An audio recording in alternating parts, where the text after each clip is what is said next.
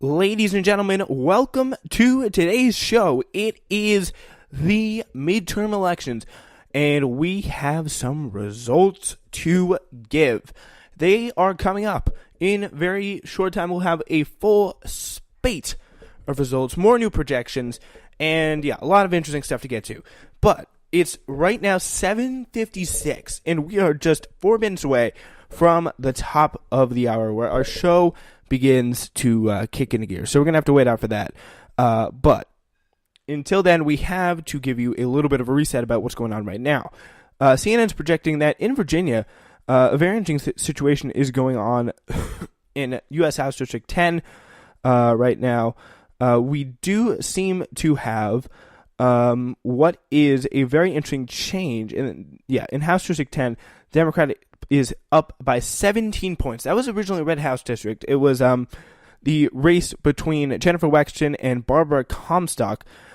She leads by 16 percentage points. Jennifer Wexton does over Barbara Comstock with 58% of the precincts reporting. CNN has called that race. I think SWN can call it too. We do, full disclosure, we didn't have a decision desk. We will be going off of other people's. We're going to try to focus mostly on CNN and the New York Times tonight, so we're going to be getting most of our sources from, because I'd say they have probably the best making of decisions.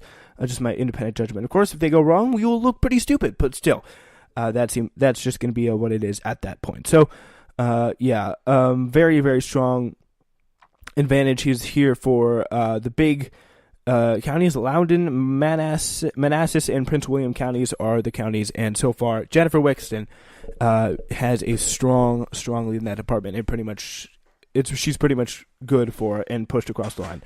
There has one race officially called by the New York Times. It's been for the Republicans. Michael Waltz beat Nancy Soderberg, according to the Associated Press, 56.7 to 43.3%. That's been called so far. And there is. Let's go to the Senate now. See if we have any called races yet. And in Vermont, Bernie Sanders, he has officially won the vote with 61 to 31. He has officially won the vote there. So no surprise at all. And we go down to Virginia. Tim Kaine, he cruised to re-election in his seat, which is not a surprise. But here's the thing. It can be interesting to see if we have someone like Tim Kaine coming through who will lead up. Like a rising tide lifts all boats, right? And a lot of Democrats are moving out. He's cruising pretty easily to a re-election victory by 57.1 to 46%. And that could really raise things up in what is a very interesting situation. Now we go to Bill Nelson. He's up 51 to 49 over Rick Scott with 33% of the vote in at this time. Tim Kaine, though, was the only projected race. Go to West Virginia. Joe Manchin is up big, almost at 60%, 58 to 36.9. Joe Manchin, the incumbent Democrat, over the Republican challenger Patrick Morrisey. He was the only Democrat, by the way, who voted for a very moderate guy, only Democrat who came out and voted for Brett Kavanaugh. He is through at this point. Rusty Holland is the Green Party guy. He's already has 5% of the vote so far, and that could be something Patrick Morrisey is going to have to grapple with today. Sherrod Brown, the Ohio progressive candidate, is up 60 to 40 over James Wenatchee with, just very initial results here. It does not say how much we have reporting, but very initial results. Sherrod Brown's up. Mike Braun with 25% reporting is up 56 to 39 over Joe Donnelly, which is going to be interesting. We got 50 seconds away now from the polls closing. We're going to get James Stanley on to talk about all this. He'll be on throughout the night, as well as Glenn Bradford, Nick, and Maria Walsh, as well as hopefully some more people will be able to come by as well. And we can all hope for that, can't we? So anyway, that's what we got. Democrats need to pick up 22 more seats to get the House. We already have again one more big pickup, and it's now time for, we're about 20 seconds away from new poll closings. We're going to bring those to you live here in about 10 seconds. We got major states closing, and we are going to tell you about those right now. Just quickly, though, we'll get to also the Florida governor's race in a minute. Gillum's up, but I forget by how much. Ladies and gentlemen, we have new poll closings and a round of projections to make. Massachusetts in the Senate. Elizabeth Warren defeats Jeff Deal, and she's going to be on top. Sherrod Brown wins his Senate race over Jim Renacci in Ohio. Connecticut, Chris Murphy defeats Matthew Corey in his race. None of these surprises. Maryland, Ben Cardin defeats Tony Campbell in the Senate. Tom Carper defeats Robert Arlett in Delaware. Sheldon Whitehouse beat Robert Flanders in Rhode Island. All these solidly blue seats. In in Florida, Bill Nelson and Rick Scott too early to call. Claire McCaskill and Josh Hawley is also too early to call. And yeah, that's going to be a very interesting race. Key to decide the Senate, and Phil Bredesen versus Marshall Blackburn over in Tennessee. That is also too early to call at this time. All these poll closings are in, and we have Florida, Maine, Mississippi, Special, Missouri, New Jersey, Pennsylvania, and Tennessee. Those are all coming through, and we got those races coming in for you. We're going to work on getting James Stanley with us in a minute. But now let's take a look at some more races. We got some polls to come. We got that excitement closing through. But the Democrats, they so far have taken an early lead. But right now, Manchin is up by 21, Braun's up by 15. Nelson has a much narrower lead in Florida. And those are some of the only major ones. Some of the key states, those key 30, these key 13 states are going to be very, very important, as Republicans are likely not to lose control of the Senate, but the Democrats are defending most of the 35 seats currently in play, and they would need to add 2 more seats to get a majority, so it's going to be very tough. Look at now, the very interesting situation. Joe Donnelly, the incumbent, is down again by 15 with 36% of the vote in. This could be a very, very key loss for someone, for the Democrats here, who they need to really need to pick the Senate up if they even want to have a chance of this. They really need a shocker if both Donnelly and Heidi Heitkamp lose, which is very much expected to.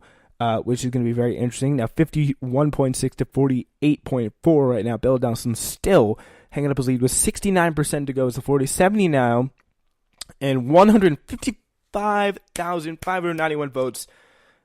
Bill Nelson is ahead. He's holding out the lead, folks, right now as we look for Florida, Montana, and Texas as these new results have just come in. No real results in for Marshall Blackburn, Phil Bredesen. Mississippi... there's nothing really going on. And Ted Cruz, Beto O'Rourke, that will be most polls closing here at 8 p.m. Eastern Time. So, all right, now we're going to go to some governor projections here. Interesting stuff. Charlie Baker has defeated Jay Gonzalez in Massachusetts, a very popular Northeast Massachusetts governor. There we see that same theme continuing.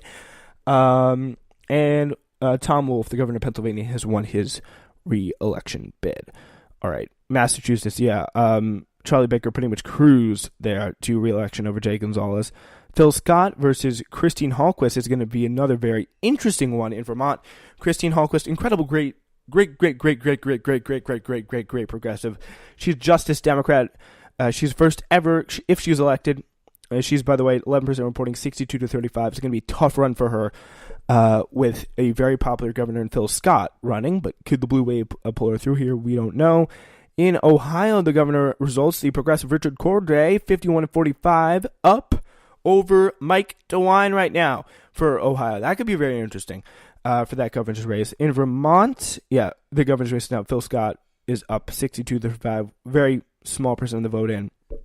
6% of the vote in. We have Molly Kelly up on Chris Sununu in New Hampshire. And yeah, that could be pretty cool if things turn out the way the Democrats want them to. James Smith is up on the incumbent Henry McMaster in South Carolina by the 51.4 to 48.6. And now we head down to the big one, Georgia. Brian Kemp is up 66 to 33 over Stacey Abrams with just 2% of the vote in. So that's coming in very slowly and not anything we really know too much about that. Now we turn to a much more reported race and a much closer race, 50.1, 48.6. Andrew Gillum is up on Ron DeSantis, which is very, very tight. Less than a 50,000, less than 50,000 difference between the two. It's very, very, very, very, very close at the moment. Andrew Gillum and Bill Nelson are both in the lead so far for the Democrats. Early, but we are still in very much taking these things in, but we just don't know. So we're gonna look through all these, and we're gonna start here with some of the things going on in the House. A little bit of some tidbits here, how things are going. There's no systematic House forecasting error, according to Nate Cohn of the New York Times. From here, the GOP needs a ton of luck. They're going to need to really scratch out narrow wins over and over to hold off this. It looks very good for the Democrats on the House front. Jeremy Peters says that polls are now closed in a number, in more than half the country, including a number of states with close Senate races. That includes Texas, Missouri, Tennessee, and New Jersey. The House only flipped control only 3 times since 1954. Two of those times have been in the last 12 years, 2006 and 2010, which is pretty crazy. Like, when the House gets into control, it stays in control for quite a long time. Chesterfield County posted return normally right out of the gate. And Chesterfield County, Virginia, Dave Bratt, Abigail Spanberger. That's going to be very interesting. Beto O'Rourke, Ted Cruz, first results in 7% in. And we have some Senate results. Ladies and gentlemen, it's going to definitely get a lot tighter. But in the Senate, I take great pleasure in reporting to you that Ted Cruz, according to CNN, Ted Cruz is up 58.5 to 40.9. But according to the New York Times, he 53 to 46. Ted Cruz is up over Beto O'Rourke. So that seems to be a little odd at this point. It actually looks like 13%. It looks like CNN has more votes, so that must be the more accurate prediction. So yeah, looks like Ted Cruz is up, looking good, looking very, very, very, very, very good.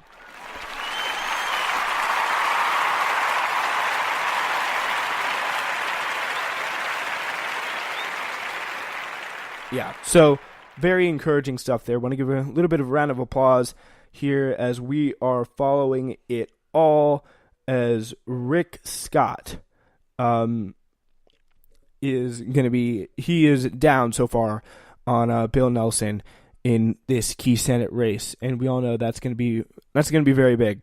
All right, now we turn to some things that we already have one big House flip. We know that. Just start with what we know here. Barbara Comstock, she's going to be ousted from her Northern Virginia seat by State Senator Jennifer Waxton. We know that. And thus far, Florida races and for governor and Senate, according to CNN's Harry Enton, are leaning Democratic. For the Florida governor's race and state Senate race are now moving from toss-ups on CNN to leaning Democratic. There's still a long way to go again in both of these races. And Senator Bill Nelson, respectively, and Andrew Gillum are doing well in the returns. The U.S. Senate is likely going to be Republican. Democrats need a net gain of 2 seats in control. This looks very, very unlikely, as we know from what we've seen so far. The big question, though, for Nelson and Gillum is what happens now that polls have closed officially in the Florida Panhandle. This should mean a lift for Ron DeSantis and Rick Scott. And we're gonna be following this Florida race very, very closely. And James Stanley will be brought on in a minute to get into this. So we start with the Senate race now. We got all these polls closing so far. We're gonna go deep into here for the full Florida results. So that's what we got so far. So far, things are looking very much good in Palm Beach. And that seems to where we have Bill Nelson up in these areas, but Rick Scott really going up and down in Charlotte, Lee, Collier, Hendry, Glades, DeSoto, Hardy. Like, he's up in all those areas. Hillsborough, though, is where Tampa Bay is. Orlando, like pretty much all the big cities is where Scott is up. Duval County, that's where Jacksonville is. Alachua County is where Nelson is up, and Leon County, where Tallahassee is up. Bill Nelson.